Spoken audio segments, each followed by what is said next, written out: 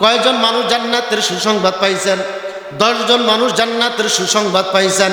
এইগুলাকে আশারায়ে মুবাশশার বলা হয়। এই আশারায়ে মুবাশশারের মধ্যে হযরত উসমান রাদিয়াল্লাহু তাআলা আনহু একজন।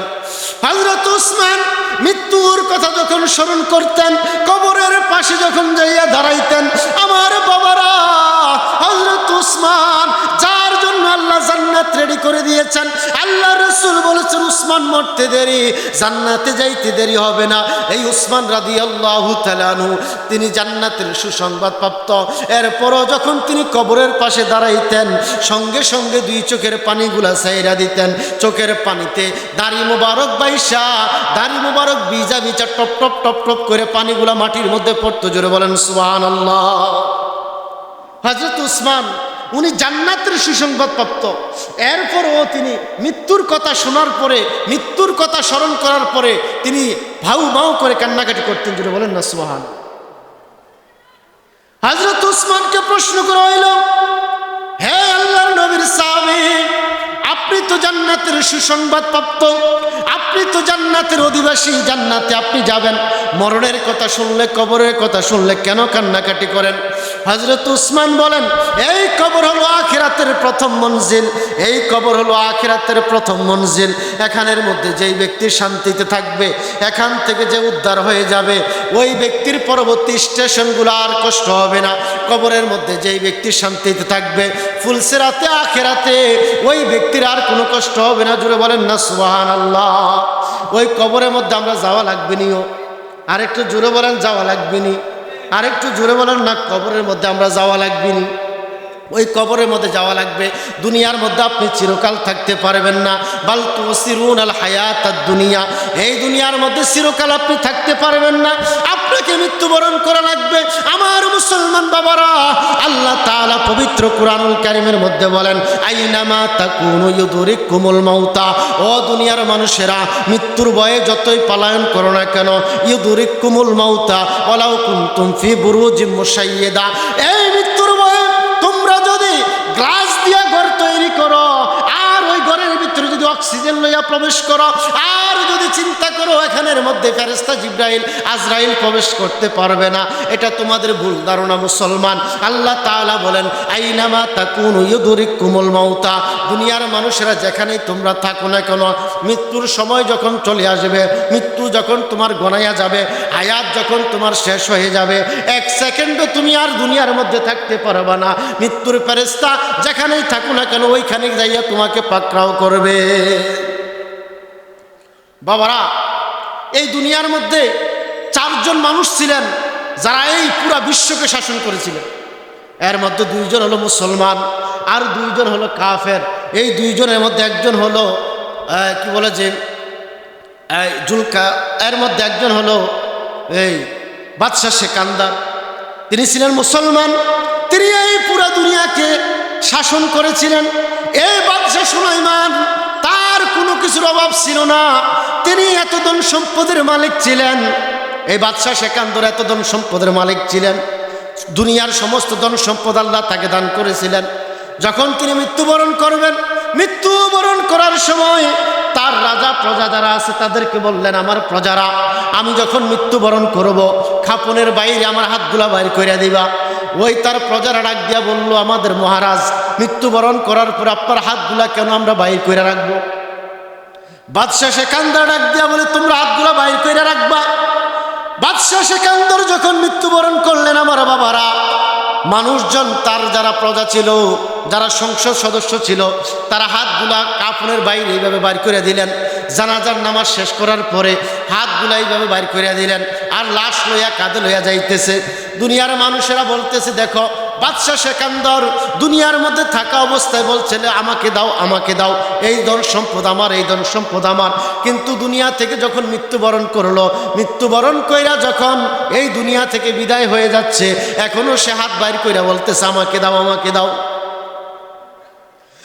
তার প্রজা যারা ছিল, কাছে যারা ছিল, তারা ডাক দিয়ে বলে, ও এলাকাবাসী মানুষেরা, ভুল বুঝিও না, বাদশাহ বাদশাহ সেকান্দর তোমাদেরকে বুঝাইতে চায়, হে দুনিয়ার মানুষেরা, আমি বাদশাহ সেকান্দর এত ধন সম্পদের মালিক ছিলাম, তারপরও আমি বাদশাহ সেকান্দর এই দুনিয়া থেকে খালি হাতে যাওয়া লাগতেছে। জোরে বলেন সুবহানাল্লাহ। আমার বাবারা, এই বাদশাহ সেকান্দর যদি দুনিয়া থেকে খালি হাতে যাওয়া লাগে, আপনি আমি কি কিছু নিয়ে যেতে পারবো? কথা বলেন, নিয়ে যাওয়া যাবে নাকি? কোনো কিচ্ছু নিয়ে যাওয়া যাবে না।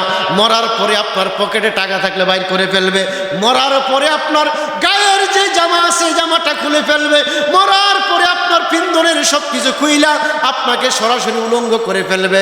এরপরে বাজারের থেকে সাদা কাপড় আইনা, 3 টুকরা কাপড় আইনা আপনাকে চকলেটের মতো প্যাকেট বানাইয়া 4 জনে কাদের মধ্যে লইয়া, যেখানের মধ্যে দিনের বেলা যাইতে ভয় পাইতেন, ওই বাঁশমুড়ার তলে আপনাকে মাটির নিচে চাপা দিয়ে চলে আসবে। জোরে বলেন ঠিক কিনা?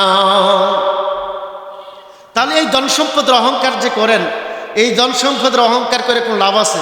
কথা বলেন, লাভ আছে? ছিলেন বাদশাহ সেকান্দর, তাহার মতো ধনী নাই রে দুনিয়ার ভিতর, খালি হাত চলে গেলেন কিছুই নিলেন না, আজরাইল আসিবে যখন থাকতে পারবা না। ঠিক নেই বাবা? আজরাইল আর থাকা যায় বলি? দুনিয়ারই মরণেরই কথা মানুষ, কবরেরই কথা মানুষ স্মরণ করেলা না, আজরাইল আসিবে যখন থাকতে পারবা না, আজরাইল আসিবে যখন রক্ষা পাবে না, কবরেরই কথা কেন, মরণেরই কথা কেন স্মরণ করো না, আজরাইল আসিবে যখন, বলেন না, আজরাইল আসিবে যখন রক্ষা পাবে না। আমার মুসলমান বাবা, এই দুনিয়ার মধ্যে চিরকাল থাকতে পারবেন না, আপনাকে বেশি বেশি করে আমল করা লাগবে।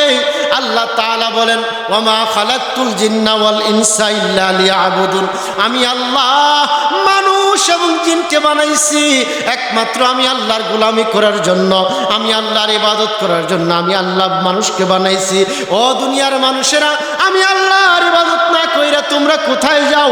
মসজিদের মধ্যে যাইয়া বলো ইয়াকা না'বুদু ওয়া ইয়াকা নাস্তাইন, আয় আল্লাহ তোমার ইবাদত করি, তোমার কাছে সাহায্য চাই, তোমাকে ছাড়া আর কাউকে মানি না। জোরে বলেন ঠিক কিনা? মসজিদের মধ্যে যাই আল্লাহরে বলি তোমার ছাড়া আর কাউকে মানি না, কিন্তু মসজিদ থেকে বাইরে আর বিপরীত করে মসজিদের মধ্যে বইলে আসি তোমার ইবাদত করি, মসজিদ থেকে বাইরে আল্লাহকে বুইলা যাই। ও দুনিয়ার মানুষের, আল্লাহকে বুইলা যাইলে হবে না। আল্লাহ রাব্বুল আলামিন বলেন, দুনিয়ার মানুষ, আমি আল্লাহ তোমাকে বানাইছি ইবাদত করার জন্য মানুষ। ও দুনিয়ার মুসলমান, এই দুনিয়ার মধ্যে চিরকাল থাকা যাবে না রে আমার বাবা, এই দুনিয়া থেকে একদিন আপনাকে চলে যাওয়া লাগবে।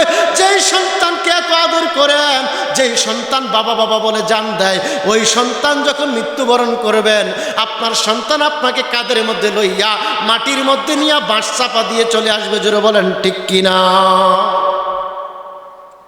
যখন আপনার দেহ থেকে রূহটা উড়াল দেবে, আপনার দেহ থেকে যখন রূহ প্রাণ পাখি বাইরে হয়ে যাবে, আর দুনিয়ার মধ্যে আপনার কোনো দাম থাকবে না। দুনিয়ার মানুষেরা আপনাকে মৃত বলবে, দুনিয়ার মানুষেরা আপনাকে মরহুম বলবে, আপনার নাম ধরে আর ডাকাডাকি করবে না, বলবে উমক মরহুম হয়ে গেছে, মরহুম উমক, মরহুম তুমক, এরকম কথা বলবে। আপনার নামটা পর্যন্ত মানুষ ভুলে যাবে। ও দুনিয়ার মানুষেরা, মৃত্যুর কথা বেশি বেশি স্মরণ করা লাগবে। আইকুল ইন্নাল মাউতাল্লাযী তাফিরুনা মিনহু, তোমরা যে মৃত্যুর ভয়ে এদিক ওদিক দৌড়াদৌড়ি করো, ফাইন্নাহুম মুলাকিকুম, এই মৃত্যু ফেরেশতা তোমাদের সামনে সাক্ষাৎ করবে, তোমাদের সাথে একদিন এই মৃত্যুর ফেরেশতা সাক্ষাৎ করবে। মৃত্যুর জন্য যতই তোমরা টেনশন করো না কেন, মৃত্যুর ভয়ে যতই দৌড়াদৌড়ি করো না কেন, আল্লাহ রাব্বুল আলামিন বলেন, যখন তোমার টাইম শেষ হয়ে যাবে, মৃত্যুর ফেরেশতা তোমাকে 1 সেকেন্ডও আর বেশি সময় দেবে না। দিব নাই? আচ্ছা, ফেরেশতা যদি আইয়ে, মৃত্যুর ফেরেশতা আসলো, আসার পরে বললেন, এই দুনিয়ার যত ধন সম্পদ আছে সব তোমারে দান, সব তোমারে দিয়া দিব, আমারে শুধু 1 ঘন্টা সময় দাও, দিবনি। আচ্ছা 1 ঘন্টা বাদ দেন, 1 মিনিট সময় দিবনি। আমি বলবে তোমার টাইম শেষ। ফাইদা জাআ আজালুহুম